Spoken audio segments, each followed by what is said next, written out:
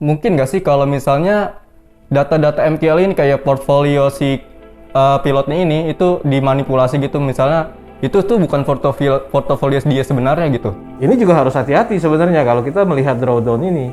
Karena drawdown dari modal sekian itu tentunya berbeda dengan drawdown dengan modal yang besar kan. Jadi modalnya besar, drawdownnya kelihatannya kecil.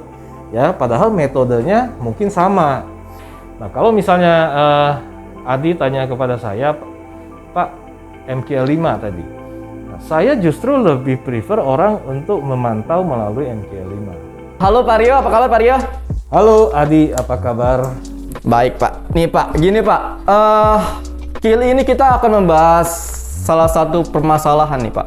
Topik ini terjadi pro dan kontra di kalangan trader. Dalam hal ini adalah copy trade. Pak Rio sebagai analis yang sudah berpengalaman lebih dari puluhan tahun nih, saya ingin bertanya di sini, gimana sih pandangan Pak Rio tentang copy trade ini gitu? Oke. Sebelumnya, lu ngagetin gue ya. Saya dengarnya COVID trade. Jadi lagi musim COVID, COVID trade gitu. Oke. Sebenarnya kita coba telaah dulu apa sih copy trade itu ya. Jadi copy trade itu sebenarnya secara harafiah sih gampang, trading dan mengcopy gitu ya.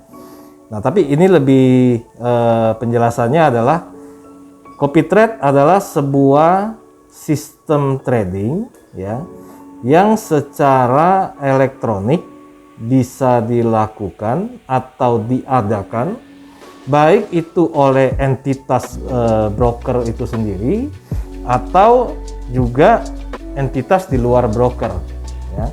Nah, apa yang difasilitasi oleh entitas ini adalah orang bisa memfollow, mengcopy transaksi dari orang lain ya. Betul. Nah, siapa yang menjalankan transaksi? Tentunya ini adalah sering disebut dengan pilot biasanya ya, atau master copy trade, apapun lah sebutannya. Jadi ada orang yang dianggap lebih punya kemampuan di dalam trading, kemudian masuk ke dalam sistem copy trade tadi. Nah, secara elektronik para follower tinggal membuka rekening misalnya di broker tersebut, kemudian sistem itu ditanamkan, maka dia bisa mengikuti transaksi dari yang dijalankan oleh si pilot atau si master. Betul. Itu kira-kira konsep daripada copy trade ya. Mungkin sebagian saya kira juga sudah paham ya. Ini untuk yang totally awam, ya itulah kira-kira gambaran copy trade. Oke, baik Pak Rio. Nah, menurut Pak Rio di sini sendiri copy trade itu sebenarnya boleh nggak sih atau gimana gitu? Mungkin kelemahannya atau kelebihannya gitu? Ya sebenarnya sih kalau kita bicara copy trade boleh, nggak boleh, kelemahan atau kelebihan. Sebenarnya prinsipnya sama, kayak gini aja. Saya mau buy, ayo Adi barang-barang saya buy, kamu ikut ya. Nah, pada akhirnya kita kan balik lagi kepada tujuan orang follow si master, follow si pilot ini apa? Kan tujuannya untuk mendapatkan profit dengan mengandalkan skill yang ada pada si master ini kan. Nah, maka kembali lagi pertanyaannya adalah apakah ada garansi bahwa tujuan kita itu akan tercapai? Tidak ada saya kira garansi ya dalam hal copy trade ini ya, tapi bahwa peluang bisa lebih besar karena based on experience dari si master ini, iya, gitu. Nah, tapi perlu diperhatikan beberapa hal. Misal contoh, yang pertama adalah kita kan harus memilih siapa yang saya mau contek, siapa yang mau saya copy, kan gitu kan. Nah, tentunya parameternya apa? Kan itu yang penting, ya. Nah, kalau saya sih menyarankan adalah pertama, Anda memperhatikan umur daripada si master ini dalam menjalankan copy trade ya. Nah, semakin panjang umurnya, maka tentunya ini lebih baik, ya. Artinya kita kalau mencontek orang yang umur transaksinya baru 1-2 bulan kan juga lebih sulit kan untuk katakanlah kita punya keyakinan ini bisa sustain atau enggak. Itu yang pertama. Kemudian yang kedua, biasanya penyedia copy trade itu memberikan catatan growth. Bagaimana pertumbuhan dari account si penyedia atau account si master, ya. Jadi pertumbuhannya berapa persen. Kemudian di sana juga ada data yang sering disebut dengan drawdown, ya, yaitu tingkat resiko yang terjadi selama ini. Itu berapa persen, ya. Nah, ini juga harus hati-hati sebenarnya kalau kita melihat drawdown ini, karena drawdown dari modal sekian itu tentunya berbeda dengan drawdown dengan modal yang besar kan. Jadi modalnya besar, drawdownnya kelihatannya kecil, ya. Padahal metodenya mungkin sama.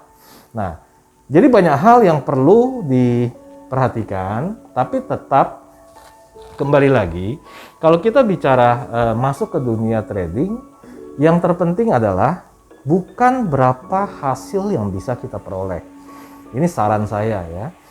Yang terpenting adalah berapa besar resiko yang bisa kita accept, yang bisa kita terima. Misalnya saya masuk ke dalam copy trade ini, nah kita tahu nggak resikonya apa? Resikonya juga sama pada saat misalnya katakan seorang master dia mengalami loss, ya kita ikut loss kan. Betul. Nah, tinggal lu siap nggak dengan resikonya, ya. Mau dia akhirnya untung, ya udah itu yang kita mau kan. Tapi yang terpenting adalah pada saat kita bicara trading, kita tanya balik kepada diri kita, worst come worst, orang bilang, resikonya kalau terjadi seperti ini, apakah kita sudah siap? You know? Nah, kalau kita sudah siap, saya kira nggak ada masalah, ya. Tinggal parameter yang tadi saya bilang, cek udah berapa lama, kemudian berapa growth-nya, kemudian track record lah kalau orang mau bilang, ya. Track record-nya bagus nggak? Jadi kalau memang bagus, why not dicoba? Nah, tapi ada satu kelemahan lain yang mungkin kalau kita bicara copy trade adalah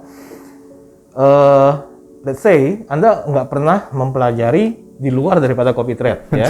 Nah, lalu one day kita tidak tahu apa yang terjadi. Misalnya katakan, oh bubar, ya. Apakah karena si master ini MC atau apa? Kemudian bubar. So you get nothing. Anda nggak belajar apa-apa gitu. Betul. Ya toh? Yeah. Nah, ini kan sangat disayangkan. Nah, tapi kalau menurut saya trading itu sebenarnya nggak terlalu rumit kok, ya. Yang terpenting Anda memiliki mau menyediakan waktu untuk belajar step by step, ya. Source-nya banyak, ya. Anda bisa mencari apakah itu yang memberikan edukasi ataupun. Saya lebih prefer kalau you suruh saya tidak anti copy trade, ya. Tapi saya lebih prefer adalah orang menjalankan atau belajar pelan-pelan atau bisa dilakukan secara simultan. Di satu sisi lu butuh penghasilan, lu jalan dulu ikut copy trade. Tapi di sisi yang lain misalnya Anda buka satu rekening lagi untuk belajar. Jadi ini berimbang kan, ya. Di sini kalau profit, syukur alhamdulillah lu dapat duit, tapi di sisi yang lain lu juga dapat ilmu dengan belajar. Betul. Ya, saya kira ini lebih wise lah. Oke, Pak Rio. Tadi kan Pak Rio kan sempat singgung-singgung tentang best experience si pilotnya nih.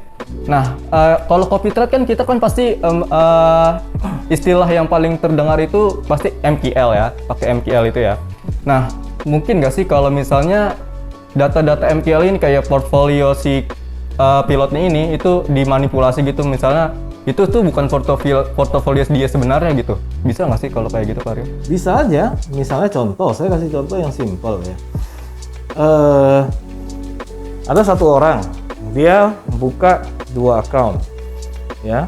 Dua-duanya ini didaftarkan di MQL, ya. Sederhananya, ya, satu dia buy, satu dia sell, kan salah satu pasti profit, ya. Betul. Ya kan? Oleh karena itu, maka saya tadi katakan adalah kita harus ada sebuah track record, ya. Nah, track record yang panjang, misalnya contoh. Idealnya berapa sih? Paling tidak 1 tahun lah, ya. 1 tahun itu sudah paling tidak kita ada gambaran. Oh, ini karakteristik tradingnya seperti ini. Dia kalau mengambil resiko sebesar ini, ya. Nah, makanya jangan terlalu singkat lah kalau kita mau copy trade. Nah kalau misalnya Adi tanya kepada saya, Pak, MQL5 tadi. Nah, saya justru lebih prefer orang untuk memantau melalui MQL5. Ya, kenapa? Karena ada beberapa sistem copy trade yang diadakan broker, jadi hanya memantau melalui situs si broker. Oh iya. Ya, jadi dia ada fasilitas copy trade nih. Nah, kita bisa memantau kan. Nah, biasanya yang di broker ini data statistiknya tidak selengkap di MQL5. Oke. Ya, MQL5 ini data statistiknya lebih lengkap ya. Nah, dan juga satu hal, saya tidak tendensi untuk mengatakan ABC ada something. Tapi kalau kita bicara MQL5 kan sebuah signal yang mungkin kita bisa terapkan di broker masing-masing. Jadi tidak harus nempel di satu broker, ya. Nah ini cerita aja sedikit. Oke, Pak Rio, tunggu sebentar. Nah ini maksudnya copy trade ini di broker itu pasti sistemnya juga berbayar atau gimana? Biasanya sih enggak, ya. Biasanya sih enggak. Artinya ikut copy trade-nya enggak berbayar, tapi ada sharing profit dari si masternya. Dia menetapkan misalnya sharing profit 20% atau 30% untuk si master, ya. Klien mendapatkan 70% kalau profit, ya. Nah, itu sangat tergantung sama yang ditentukan oleh si master itu sendiri, ya. Ada yang cukup fair, ya. Pernah saya tahu juga bahwa misalnya begini, ada yang menetapkan selama dia buka copy trade, kemudian dia tidak mengalami kerugian, maka pembagian adalah sesuai.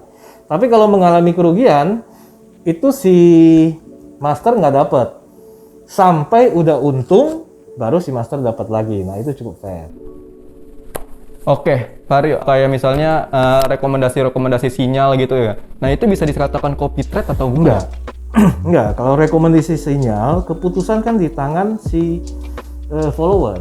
Bukan follower, keputusan adalah di tangan orang yang menerima sinyal itu kan. Nah, tapi kalau misalnya copy trade kan enggak. Copy trade yang ngambil keputusan itu adalah bukan si pemilik dana. Yang ngambil keputusan adalah si trader, si pilot gitu. Terlebih bayar juga ya, harus. Kalau profit harus sharing ya. Oke, baik, cukup menarik ya pembahasan kita kali ini. Nah, mungkin itu saja Pak Rio. Terima kasih Pak Rio atas diskusi kali ini.